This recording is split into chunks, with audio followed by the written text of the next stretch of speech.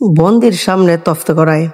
হযরত উমর রাদিয়াল্লাহু তাআলা আনহু খেলাফতকাল হিজরি 19 সন।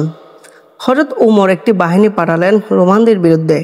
এই বাহিনীতে ছিলেন দুঃসাহসী এক সাহাবা হযরত আব্দুল্লাহ ইবনে হুযায়ফা। রোমানদের সম্রাট কাইসার ছিলেন তখন প্রচণ্ড প্রভাবশালী।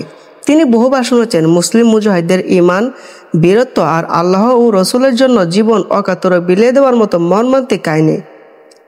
মুসলিম বাহিনী আসার খবর জানতে পেরে কাইসার তার রোমান সৈন্যদের হুকুম দিলেন, কোনো মুসলমান বন্দী হলে তাকে জীবিত অবস্থায় আমার কাছে পাঠিয়ে দেবে। আল্লাহ শান বুঝা বরাবর। রোমান সৈনিকদের হাতে বন্দী হয়ে গেলেন আব্দুল্লাহ ইবনে হুযায়ফা। রোমানরা তাকে নিয়ে হাজির করলো তাদের বাদশার কাছে। রসিয়ে রসিয়ে তারা বলল, এই ব্যক্তির নাম আব্দুল্লাহ, মুহাম্মদ সাল্লাল্লাহু আলাইহি সাল্লামের ঘনিষ্ঠ সহচর। প্রথম দিকে সে তার কাছে ইসলাম ধর্ম গ্রহণ করেছে। আমাদের হাতে সে বন্দী হয়েছে। আপনার নির্দেশ মোতাবেক আমরা তাকে হাজির করলাম। এখন আপনার যা খুশি তাই করুন। রোমান সম্রাট এক দৃষ্টিতে তাকে তাকলেন আব্দুল্লাহর দিকে। বহুক্ষণ খুব ভালো করে তাকে দেখে নিলেন। তারপর আস্তে করে বললেন, আমি তোমার কাছে একটি বিষয় উপস্থাপন করতে চাই। আব্দুল্লাহ জিজ্ঞেস করলেন, বিষয়টি কি? সম্রাট বললেন, আমি প্রস্তাব করেছি তুমি খ্রিস্টান ধর্ম গ্রহণ করো। যদি আমার কথা মতো তা করো তাহলে তোমাকে মুক্তি করে দেওয়া হবে এবং তোমাকে সম্মানিত করব। সম্রাটের কথা শুনে বন্দী আব্দুল্লাহ একটু মুচকি হাসলেন। তারপর দৃঢ়তার সাথে মুহূর্তে জবাব দিলেন, আফসোস, আপনি যেদিকে আহ্বান জানাচ্ছেন তার চেয়ে হাজারবার মৃত্যু আমার কাছে অধিক প্রিয়। সম্রাট আবারও তাকে শান্তভাবে বোঝানোর চেষ্টা করলেন। বললেন, আমি মনে করি তুমি একজন বুদ্ধিমান লোক। আমার প্রস্তাব তুমি মেনে নিলে আমি তোমাকে আমার ক্ষমতায় অংশীদার বানাবো। আমার কন্যার সাথে তোমাকে বিয়ে দেব এবং আমার এই সাম্রাজ্য তোমাকে ভাগ দেব। বেরি পরিহিত বন্দী আব্দুল্লাহ শুনেছেন সম্রাটের কথা, লোভনীয় প্রস্তাব, কিন্তু শুনলেন বটে, তার চোখে মুখে কোনো সম্মতির রেখা ফুটে উঠল না, বরং তার পরিবর্তে সেখানে ঝিলিক দিয়ে উঠল সাহসের বিদ্যুৎ। সম্রাট তাকিয়ে আছেন বন্দীর দিকে।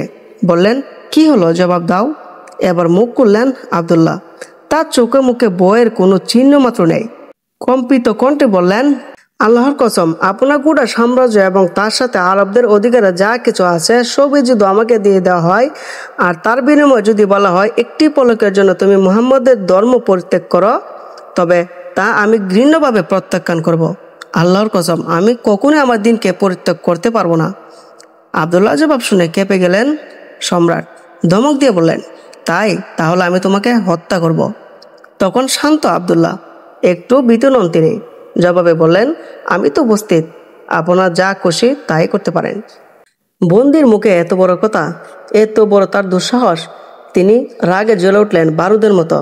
তার সৈন্যদেরকে তিনি হুকুম দিলেন, যাও একে নিয়ে শুলে চড়াও। সম্রাটের নির্দেশে তাকে নিয়ে শুলো কাস্টে ঝুলিয়ে কষে বাঁধা হলো। দুহাত ঝুলিয়ে বেঁধে তার কাছে খ্রিস্ট ধর্ম পেশ করা হলো। তিনি তা গ্রহণে অস্বীকার করলেন। তারপর তাকে দু পা ঝুলিয়ে বেঁধে ইসলাম পরিত্যাগ করতে বলা হয়। তিনি তাও অস্বীকার করলেন। সম্রাট এবার শুলি কাষ্ঠ থেকে তাকে নামিয়ে আনার নির্দেশ দিলেন। তাকে নামিয়ে আনা হলো। তারপর আব্দুল্লাহর সামনে আনা হলো একটি বিশাল কড়াই। সম্রাটের নির্দেশ দিলেন, তার মধ্যে তেল ঢেলে দাও। তেল ঢালা হলো। সম্রাট এবার নির্দেশ দিলেন কড়াইয়ের নিচে আগুন জ্বালাবার জন্য। মুহূর্তে জ্বলে উঠল আগুন আর টকবক করে ফুটতে থাকলো গরম তেল। সম্রাটের নির্দেশে দুজন মুসলমান বন্দীকে আনা হলো সেখানে। কড়াইয়ের পাশে দাঁড় করে রাখা হলো আব্দুল্লাহকে। আব্দুল্লাহ দেখছেন তপ্ত কড়াই, দেখছেন গরম তেলের ভাপ। দুজন মুসলিম বন্দীকে নির্মম নিষ্ঠুরভাবে সম্রাটের নির্দেশে রোমান সেনারা ফেলে দিল তেল ভর্তি গরম কড়াইয়ের ভেতর। মুহূর্তে ঝলসে গেল দুজন বন্দীর সারাটি দেহ। দেহ থেকে কষে পড়ল চাকচাক গোস্ত। সম্পূর্ণ আলাদা হয়ে গেল তাদের শরীরে গোস্ত এবং হাড্ডি। আব্দুল্লাহ চোখের সামনে সম্রাট এই নিষ্ঠুর কাজটি করলেন এই জন্য যেন সে ভয়ে তার নির্দেশ মেনে নেয়। কিন্তু যে হৃদয় একবার আল্লাহ এবং তার রাসূলকে ভালোবেসেছে, সে হৃদয় কি আর কোনো ভয়কে পরোয়া করে? আব্দুল্লাহ এই মর্মান্তিক দৃশ্য দেখে কষ্ট পেলেন বটে, কিন্তু ভেঙে পড়লেন না। ভেঙে পড়ল না তার ইমানি সাহস, এতটুকু দুর্বল হলো না তার মন। সম্রাট আরও কাছে এগিয়ে এলেন আব্দুল্লাহ। বললেন, দেখলে তো তোমার সাথীদের পরিণতি কি? এবার ভেবে চিনতে বলো খ্রিস্ট ধর্ম গ্রহণ করবে কিনা। এবার আরো দৃঢ় হয়ে গেল আব্দুল্লাহর কণ্ঠ। ঘৃণা ভরে তিনি উচ্চারণ করলেন, না। সম্রাটের নির্দেশে এবার তাকে আনা হলো গরম কড়াইয়ের কাছে। আব্দুল্লাহ চোখ দুটি চিকচিক করে উঠল। দু চোখ চাপিয়ে গড়িয়ে পড়ছে কান্নার দ্বারা।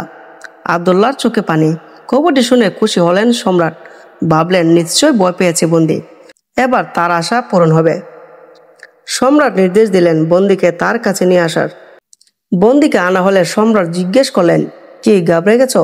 এবার তাহলে নিজেকে বাঁচাবার জন্য খ্রিস্ট ধর্ম গ্রহণ করো। অত্যন্ত দৃঢ়তার সাথে সম্রাটের প্রস্তাব প্রত্যাখ্যান করলেন আব্দুল্লাহ। বললেন, না, কখনো তা হবার নয়। সম্রাটের চোখে মুখে বিস্ময়। তাহলে তুমি কাঁদছ কেন? সে কি ভয় নয়? আব্দুল্লাহ সাফ জবাব, মোটেই তা নয়। তাহলে তুমি কাঁদছ কেন? আব্দুল্লাহ বললেন, আমি এই কথা ভেবে কাঁদছি যে আমাকে এখনই এই কড়াইয়ের তপ্ত তেলের মধ্যে ফেলে দেওয়া হবে, আর জলসে যাবে আমার দেহ।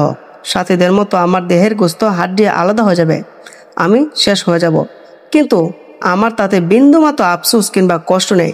বরং আমি কাঁদছি এই জন্য যে যদি আমার দেহের পশমের সমসংখ্যক জীবন হতো এবং সকল জীবনই এভাবে আল্লাহর রাস্তায় গরম তেল বতিয়ে কড়াইয়ের ভেতর বিলে দিতে পারতাম, এর জন্য আমি কাঁদছি। একজন বন্দীর এমন দুঃসাহসিক উচ্চারণে চমকে গেলেন রোমান সম্রাট কাইসার। ভাবলেন, এও কি সম্ভব? বই নেই, জীবনে মায়া নেই, এ কেমন ইমান? হ্যাঁ, ইমান তো এমনই যে ইমান ফাঁসির কাস্টে কিংবা শুলি কাস্টের সামনেও কখনো নত হয় না, হতে পারে না, তেমনি নত হয়নি দুঃসাহসী হযরত আব্দুল্লাহ ইবনে হুযাফার ইমান।